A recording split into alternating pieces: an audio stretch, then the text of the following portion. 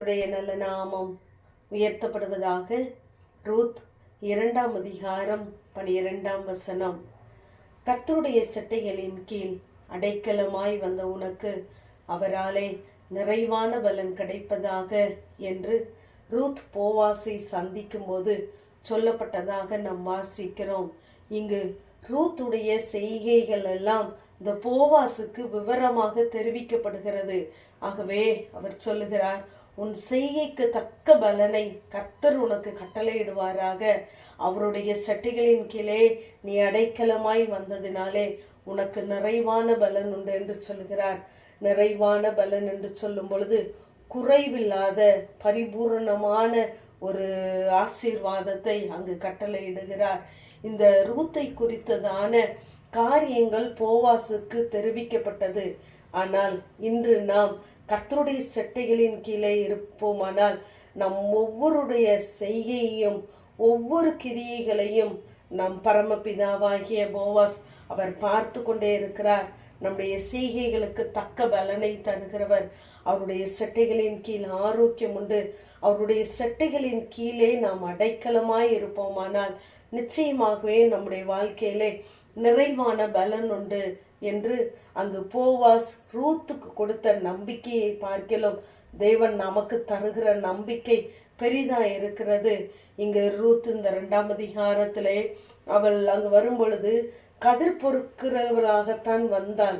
ஆனால் அவள் செய்கைக்கு தக்க பலனை அங்கு அளிக்கும் பொழுது கர்த்தருடைய செட்டைகளின் கீழே அவள் அடைக்கலமாய் வந்ததினாலே கடைசியிலே அந்த கதிர் பொறுக்கின அந்த களத்திற்கே அவள் சொந்தக்காரியாக மாற்றப்பட்டாள் என்பதை நாம் பார்க்கிறோம். ஆகவே கர்த்தருடைய சட்டைகளின் கீழே இருக்கிற நாம் கர்த்தராலே கண்காணிக்கப்படுகிறோம். நம்முடைய செயல்கள், பார்வைகள் எல்லாவற்றையும் தேவன் பார்த்து கொண்டே இருக்கிறார். இந்த போவாஸ் ரூத்துக்கு முதலாவது அளந்து கொடுத்தார். நம்முடைய தேவன் ஒவ்வொரு நாளும் நம்மை போஷிக்கிறார். தேவன் நமக்கு அளந்து தருகிற காரியங்கள் நமக்கு போதும். ஆனால் அவர் தருகிற நிறைவான பலன் இருக்கிறதே, அது நமக்கு மாத்திரமல்ல நம்முடைய சந்ததிக்கும் போதுமானதாகவே இருக்கிறது. நம்முடைய வாழ்க்கையில் உள்ள குறைகள் நீக்கப்படுமானால் நிறைவானவர் வர வேண்டும். ஆகவேதான் நிறைவானது வரும் பொழுது குறைவானது ஒளிந்து போகும் என்று சொல்லி பார்க்கிறோம். ஆகவே நம்முடைய வாழ்க்கையிலே தேவன் இருப்பாரானால், கர்த்தருடைய சட்டையின் நிழல் நம்மேலே இருக்குமானால் நமக்கு நிச்சயமாகவே நிறைவான பலன் உண்டு. இங்கு ரூத் 3ஆம் அதிகாரம் 11ஆம் வசனத்திலே ரூத்தை பார்த்து போவாஸ் சொல்லுகிறார், உனக்கு வேண்டியபடி எல்லாம் செய்வேன் என்று சொல்லுகிறார். 2ஆம் அதிகாரத்திலே அவர் என்ன சொன்னார்? எல்லார் மத்தியிலும் சொன்னார், உனக்கு நிறைவான பலன் உண்டு என்று சொல்லி.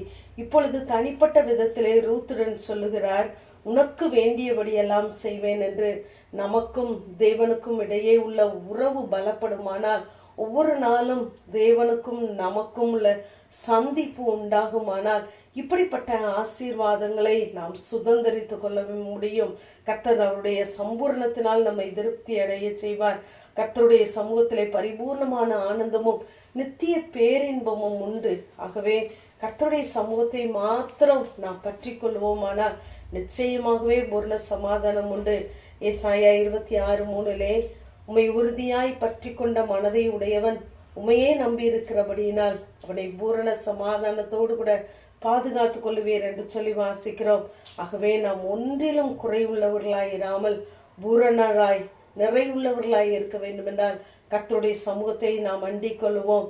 நம்முடைய செய்கைகளின் பலனை நாம் இழந்து போகாதபடிக்கு பூரண பலனை பெரும்படிக்கு நாம் எச்சரிக்கையாக இருக்க வேண்டும் என்று 1 யோவான் 1:8 வாசிக்கிறோம். ஆகவே நம்முடைய ஒவ்வொரு செய்கைக்கு தக்க பலனை தருகிற தேவனை நாம் அண்டிக் கொள்ளுவோம். அவருடைய சட்டைகளை நாம் தஞ்சமாக கொள்ளுவோம்.